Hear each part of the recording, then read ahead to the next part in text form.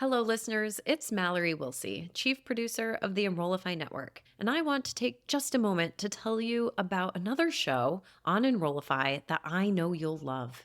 Mastering the Next is a cutting edge podcast exploring the future of graduate, online, and non traditional education through the lens of technology and artificial intelligence.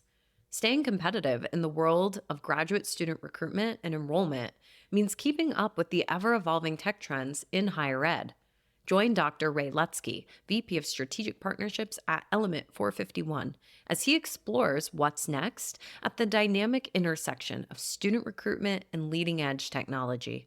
Each episode will explore future trends and the technologies shaping the academic landscape of the 21st century. Listeners will be equipped with strategies to meet the evolving needs of today's online and non traditional learners. New episodes drop every other Friday, and you can subscribe to the show by visiting podcast.enrollify.org or just search Mastering the Next wherever you get your podcasts. Hit it! That's what I'm talking about. Wait! Okay, now, from the beginning. Hit it, boys. Welcome to Navigating International Recruitment, a special 5-part Pulse Check series where we dive deep into the ever-changing currents of global student recruitment and support. I'm your host, Kin Sejpal at the University of Redlands, and I'm thrilled to be your guide through this journey that is also very deeply personal to me. There is no one-size-fits-all approach when it comes to attracting and supporting international students. Each country, continent, and culture presents its own unique set of circumstances.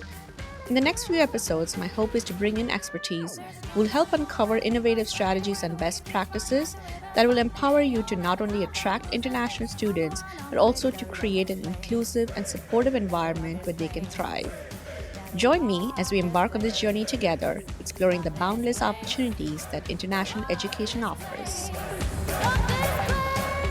Hi, Karin. Thank you so much for joining us. I'm so thrilled to have you on our podcast today. Thanks for inviting me. It's good to be here. Well, this is a treat for all of us. You've been writing and speaking and really being a thought leader on international education, I would say your whole career. So, what prompted that interest in this topic?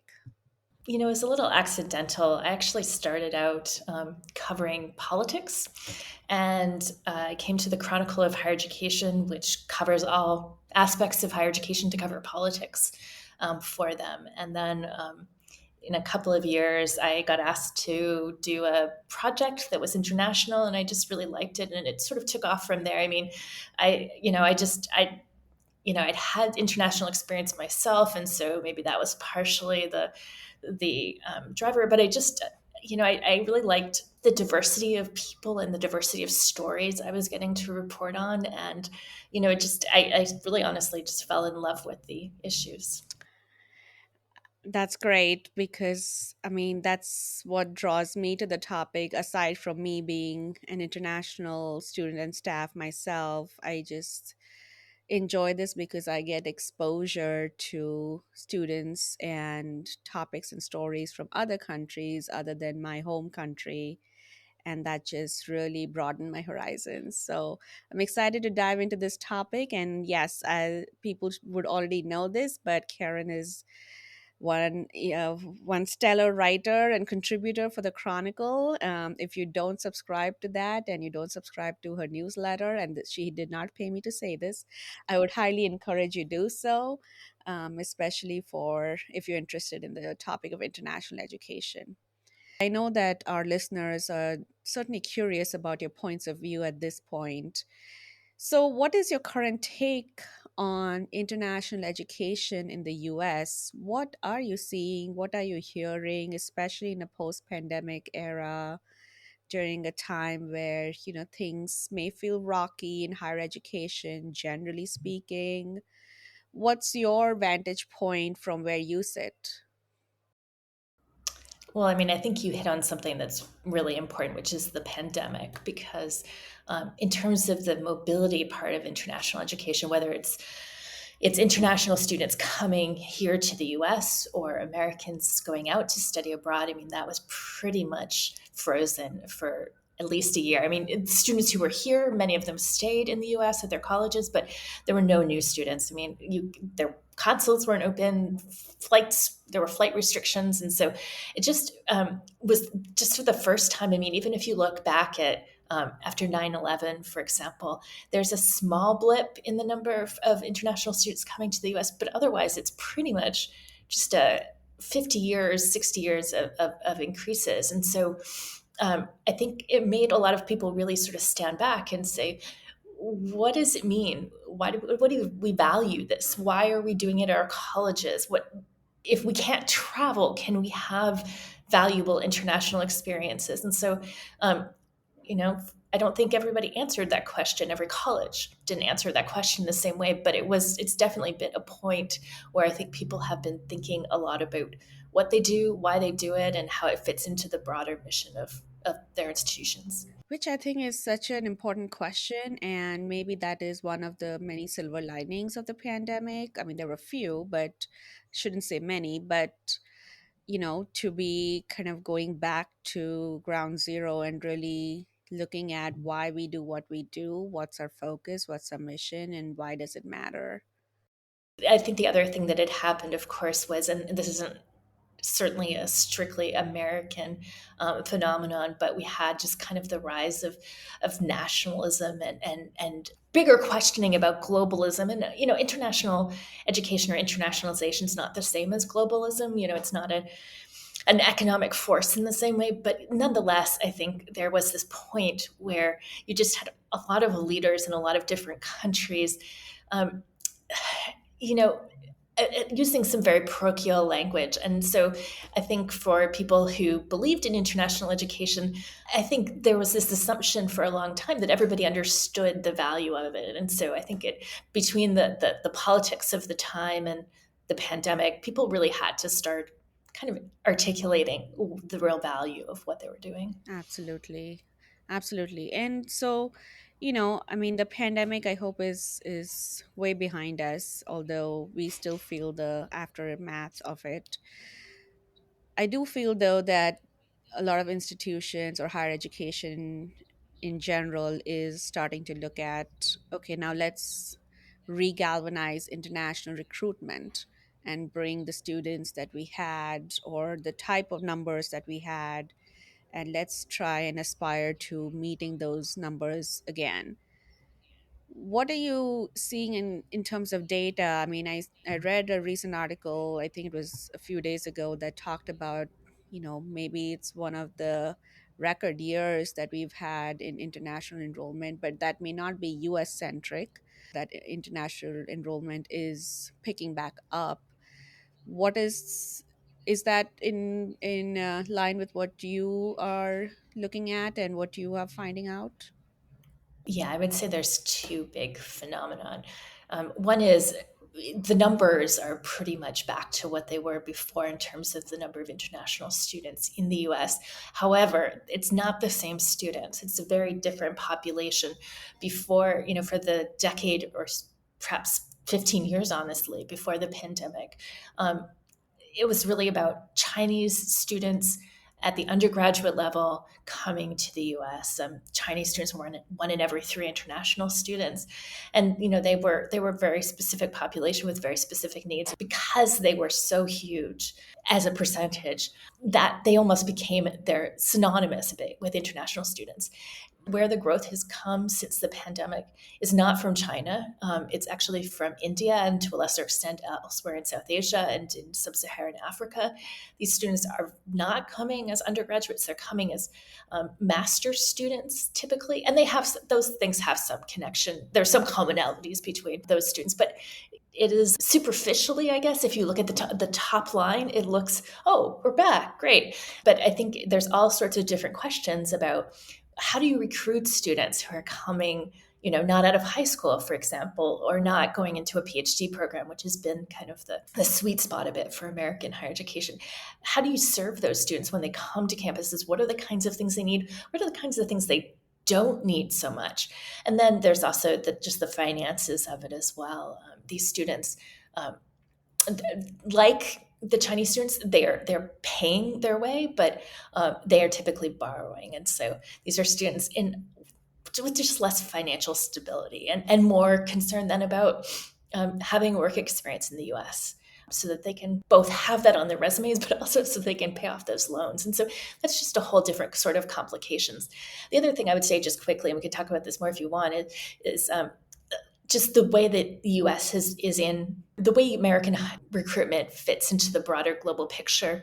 And the US has long been the largest, the primary destination, I guess is the way to say it, for international students, but it had lost ground over time. And now there are some changes in other countries that are likely to be more restrictive for international students that maybe could benefit the US.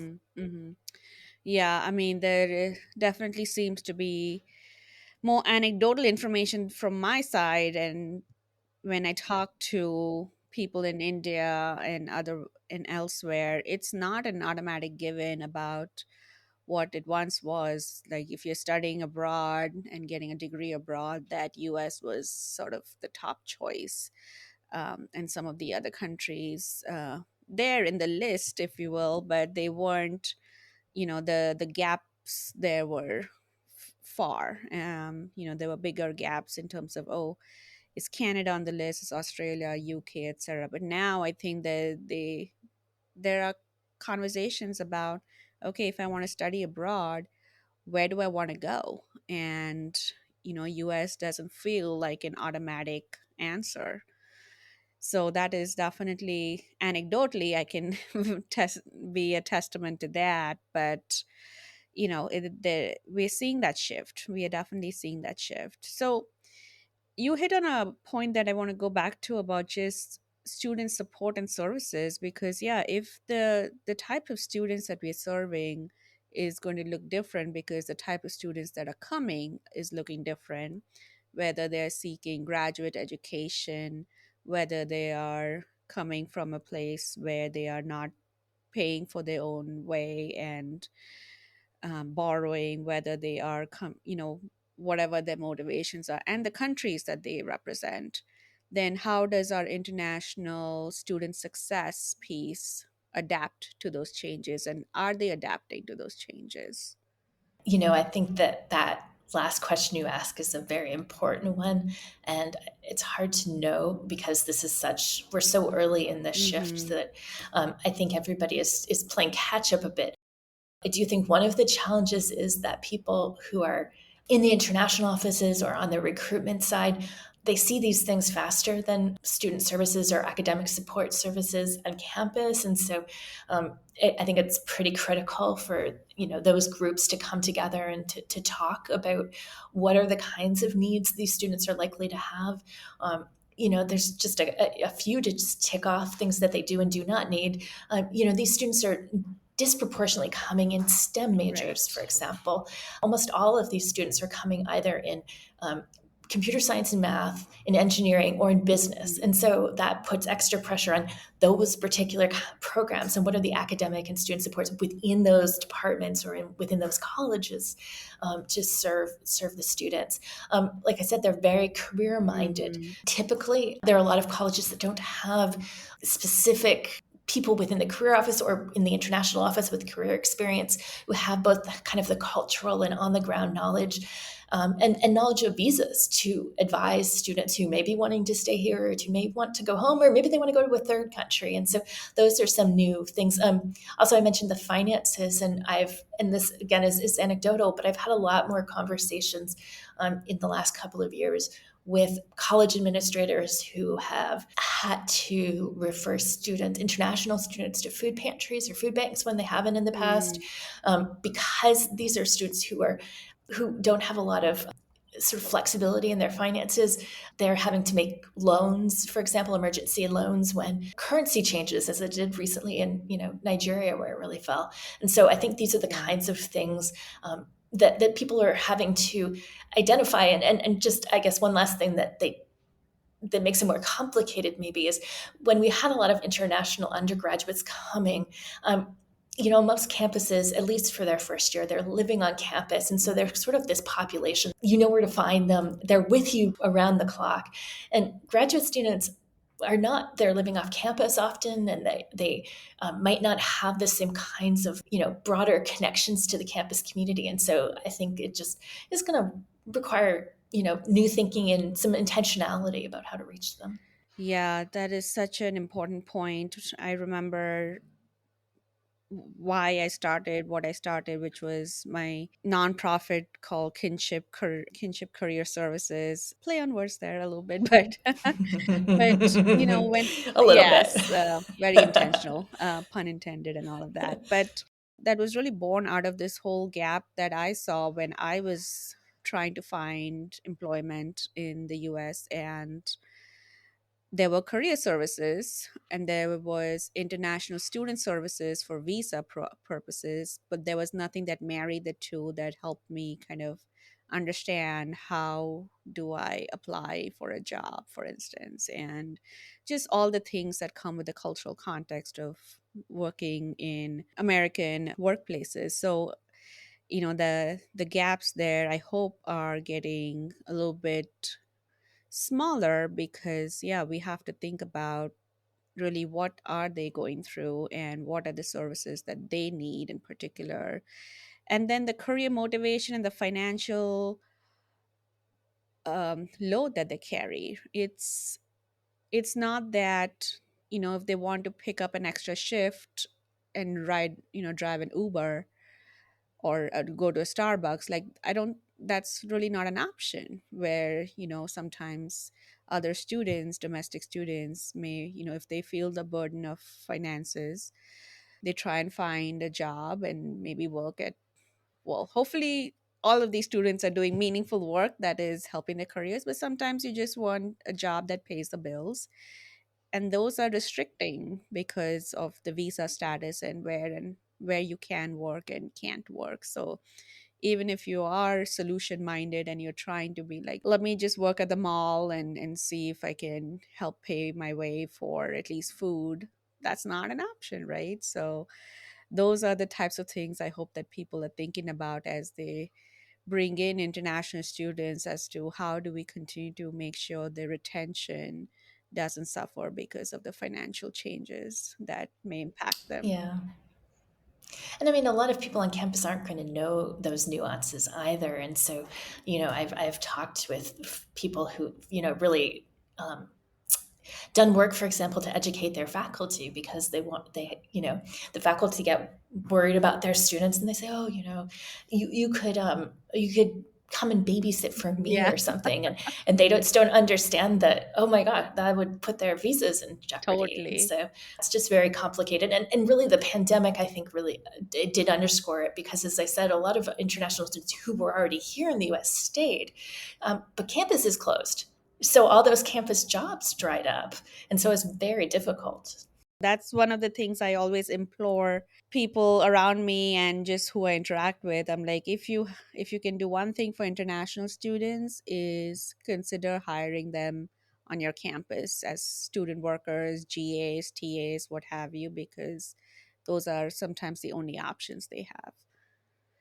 Well, we've seen some, domestic trust erosion issues in higher ed. So at least that's what the media talks about, and I know you you represent some of the media, but I don't know if you feel the same way. But there are some studies on both sides about just the declining trust in higher education, and but we know that data to support its value in terms of long-term earnings, et cetera, et cetera.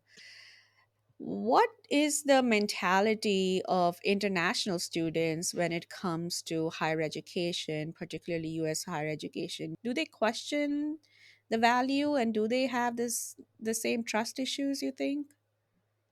I think there are distinctions. I actually also do special projects for the Chronicle. So I write a fair amount about the sort of social, economic, and cultural divides around higher education in the United States as Mhm. well.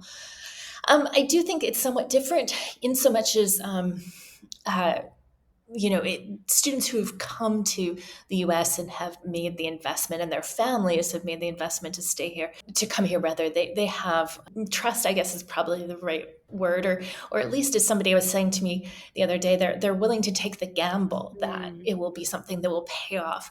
I think the thing that people sometimes do not think when they think about international students, which of course you understand very well from your work on the career side of things, is we have this very specific note. We have this notion that's changed over the last decades in the U.S. context that you know return on investment and jobs. I mean, when you survey American students, that's why they said they go to college, to get a good job. And sometimes I think that people have, for international students, this sort of different, maybe high-minded kind of idea about what they want to get out of coming to study in the US. And of course they are excited to experience the American culture, or maybe they were in a place where you don't have the same kind of freedoms in the classroom. And so those are all important things. But at the base, it's an investment, and they're spending a lot of money to do it, or borrowing a lot of money. And so they care about those things too. And so to me, if there's any place where I'd be watching to see, it's how well are American colleges doing at helping their graduates and their alumni move from the campus into their work life, and will they continue to see this having been a worthwhile investment? Will it help them and their families um, in the future? Yeah, that sounds so familiar because, and it's spot on because we had Clay Hensley in the beginning of the series, who I know you know. He was talking about the motivations for international students and how they shifted from one of like prestige. Oh, I'm going to the US, I'm going to get an American higher education, and that was enough, to one of ROI and value and career opportunities, and knowing that I will land on my feet after investing and borrowing all this money to go there. So it seems that that shift in the economic payoff, it continues to be more and more salient, both with domestic students and international students. And I think overall, I think American higher education just needs to continue to talk about that payoff, because I think that will resonate with all populations that we serve, especially if we are trying to focus on some of the underserved populations that are seeking education for social mobility.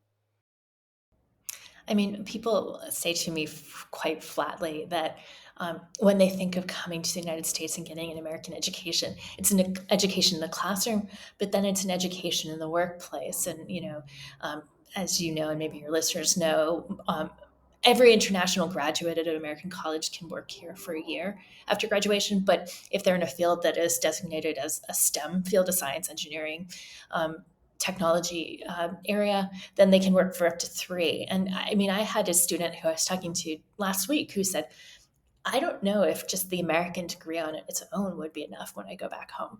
He was Indian. He said, but the American degree plus 3 years of OPT, optional practical training, this work program, that's what's going to be valuable, because I will have that on my resume. And he wasn't even necessarily planning to stay here in the US. He was just thinking about going back home, and what kind of weight that experience would carry. Yeah, I mean, that is really so. I mean, I knew that, I just didn't kind of focus on that really the workplace, in addition to your education at the university. And that's why work internships and such become so paramount, because once you enter the workplace, there's so much learning you have to do anyways as a new employee of any industry in any organization. Combine that with the workplace culture, and then you have an overwhelming sense of, how am I going to get my arms around all of this and still perform in a way that it's up to par. Because I mean, I may be biased, but I do believe that international students really strive for excellence in the workplace at every step of the way, especially if they're looking to stay and find something permanent long term. Your audience, the people in colleges, there's certainly plenty that the colleges can do to, say, better integrate international and career services and have, career services with more cultural grounding or more practical grounding Mm-hmm. and visa law and things like that. But one of the real challenges is that some of these things are beyond the control of higher education itself. There are many employers who, even though the federal government says they have the right to work here, there's some employers who are very hesitant to hire students who are on visas as employees. And then, of course, we're in a uncertain political environment, and so Right. who knows what's coming down the road. Right off the bat, you go into the employment portal and fill out an application, and the eligibility to work in the US is a checkbox. And if you say no, then you automatically not in the consideration list for the most part, unless they're willing to kind of work with you on that. So, absolutely. Not all international education opportunities are equitable, I'd say, right? It really depends on the country, their politics, their willingness to support students, the partnerships that they want to have with American higher education, etc. It also depends on individual circumstances, like it does for any other student. And we talked a lot about borrowing to come here, but I still feel like there's a gap in the types of students that do come to seek out higher education in the US. And that if we wanted to make American higher education accessible to students from all socioeconomic backgrounds from abroad, what would we do differently to close that equity gap? Because again, we are getting international students, we are getting maybe middle class or upper middle class students, and certainly higher class. And I use class as not because I like to use that, but that does seem to be the way in which some of these countries classify their populations. How do we get to some of the other socioeconomic backgrounds and students that may not qualify for those loans, for instance? I think it's something that colleges are really having to grapple with. And the simple fact is that when you think about undergraduate or master's students, they've often come to be thought of in economic terms and financial terms. And since the Great Recession, how can that they've increasingly come to pay their own way, whether through family money or borrowing or whatever. And so, if anything, I think it's perhaps it's not become more inequitable, but it certainly the inequities haven't been reduced. There are some colleges that do offer some financial aid now to international students, or are changing their policies to be need blind for international students, just as they are for their American students, their American applicants. I think people in general, both people at colleges, but also students and their families, have become somewhat more comfortable with remote learning. And so I think there's some questions about, is online education or transnational education, is that another way to reach more students who perhaps don't have the funds to come to the US, say for a 4-year undergraduate degree, but could do something online, or could do something where they spend some time in their home country and then come here to the US, and it's less expensive. And so I think these are all nascent, is maybe not the right word, but I think this is a work in progress.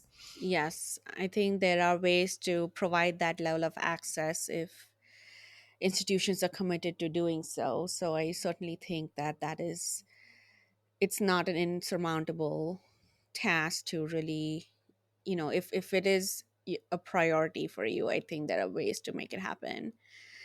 So, what are the top barriers you have seen to international recruitment? Going back to some of the opening comments, I think you touched on a few, but I'm curious about some institutions have small dedicated teams or a team of one, depending on the size of the institution or what they offer. It's a lot to expect from the institutions, but at the same time, we know there are needs that and there are barriers that international students face when they are exploring education abroad. the pandemic is, if not over, certainly waned, travel's back. And so, I know a lot of people who are in international recruiting who are both getting on planes and flying around the world, and also are, when they're back home, getting up at 3 o'clock in the morning so that they can, be on Zoom to Asia and, do a college fair. And so it's a lot of the challenge of doing more with not any more. I think some of the things that have risen is, are there kinds of partnerships? Are there third parties? Are there on the ground folks that colleges can work with? What kinds of relationships can they establish that can help so that they don't have to have those people on the ground all the time? And then from the student side, I mean, we've obviously talked a lot about the financial barriers to coming. I think one of the other barriers, frankly, is, and this is not just an American problem, but in a number of countries where more students are coming today, are places where visa denial rates are pretty high. And so you recruit a student from India, you recruit a student from Ghana, and often there's a 50% chance they won't get a visa and they won't be able to come here. And so that's a big challenge, and it's sometimes tied with finances. It's sometimes tied with It's just um, unknown sometimes. Sometimes yeah. it's luck. Well, they don't tell you. Yeah. So, yeah, so it's really Yeah. challenging. Oh, I have flashbacks to my visa interview and just all the Right. Oh, anxiety. No, sorry. no, it's real though. It's a real problem because visa denial is very much a possibility, and sometimes it's just a blanket kind of denial based on the country you come from. Sometimes it's based on your individual circumstances.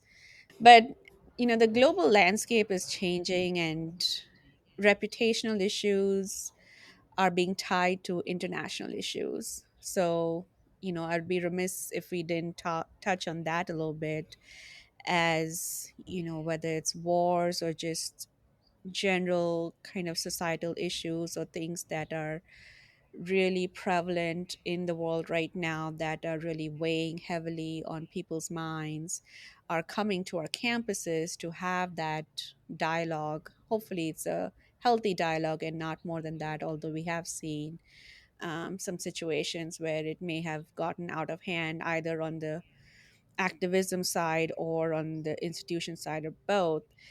How can higher education engage in issues of global significance, if at all? And is that incumbent on us to do so?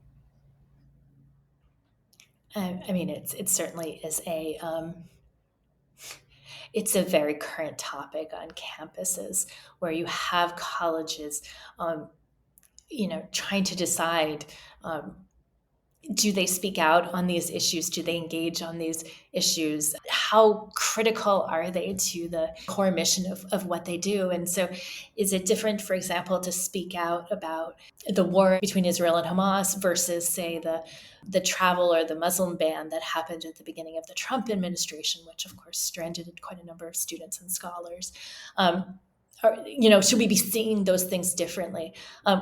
I guess, one thing I would say is, I started off by saying I used to be a political reporter, and I was based in Washington, D.C. for a long time, and where most reporters who are there are political reporters. And I was covering higher education and international education. And so I didn't have a job that was like everybody else's. And I always used to say, oh, I'm a former political reporter, I'm a recovered political reporter.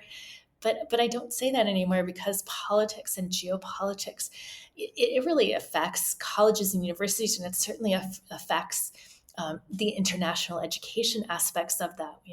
Everything from visa policy, what we're talking about, to you know concerns about research security and global competitiveness. I mean, I think the real challenge is, I mean, it's at once even more pressing for colleges to deal with some of these global challenges and global problems. And there's ways, I mean, look at the pandemic itself. I mean, the fact that we so very quickly came to have vaccines is partially a story of international education and international research collaboration. And so there's really ways, positive ways, that higher education and international education can be engaged with kind of these real world problems. But on the other hand, I mean, there's all these ways in which things that colleges just didn't really think about as being their issues are intruding. And it's hard to know, I think, sometimes what you should do and how you should handle it. Oh, yes, that is certainly a question of the year is what issues do we engage in and to what extent as institutions who want to who maybe want to act as facilitators, but maybe we don't want to have a strong point of view on all topics that may not directly impact higher education. So, Karen, again, you have such a broad view and you've done so much work in this space, and I could pick your brain and talk about this topic for forever and ever. But, any final parting thoughts about, American higher education, especially for Enrollify listeners who I know work in the marketing, enrollment, student success, etc. space, who may want to know like where do we start? How do we even make American higher education a destination of choice for international students? Well, it is actually the kinds of conversations that you do have in those offices on campus because the US, unlike many of its other competitor countries, doesn't have a national policy on this. And so, in some ways, it's sending a lot of individual messages to students overseas that to say, we do welcome you here, you will be safe. And, I think one of the things you've seen recently is a new coalition that started up called US for Success that is trying to have some impact on some of these policy issues that we've been talking about. But I think a lot of it does have to happen at the grassroots, and students have to. I mean, we think of international education, right, as this big global business, but and I know that when people go out to fairs around the world or visit high schools and meet students and their families, it's a very personal decision. And so in some ways it's all the same as it was before, but it's just in a much more complicated world. And it's just, I think, continuing to send those messages that we, as American colleges, we want you to come here. Absolutely. I think if we all unite on that front and tell people how much they are welcomed and how much they will be supported, I think that really will hopefully echo strongly across the world. Karen, this has been wonderful. If people want to know more about international education and international recruitment or your thoughts on a particular topic, I know they can subscribe and read the Chronicle and Latitudes. Is there any other way you would want people to engage with you or reach out? I'm on LinkedIn and what used to be what's left of Twitter, but really probably Latitudes, which comes out every Wednesday, is the best way. It's a newsletter, it's free. You just have to sign up, and I cover all aspects of international education. Excellent. Well, with that, Karen, thank you once again for your time. It has been a joy to get to know you and meet you, as I've been an avid reader for many, many years, and now getting to talk to you has been just a dream come true. The most pleasure's mine. Thanks so much.